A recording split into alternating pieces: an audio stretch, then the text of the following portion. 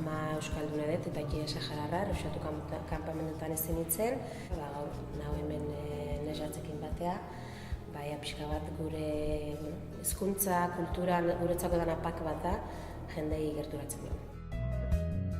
Gizartea ezberdina da, jendea beste hizkuntz bat hitz egiten du, eta zuk hasieran ez duzu jasanera hitz egin nahi, zure lagunak ez dute jasanera hitz egiten. Baina azkenean ulertzen duzu hori dela zure kultura eta garrantzitsua dela. ماني عارفة نقدر بعد نقول لهم عنهم يقدروا يتعلموا الحسنية عنها اللغة الزينة يقرأوا واعرة.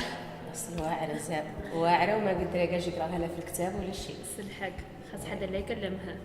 حق بعد.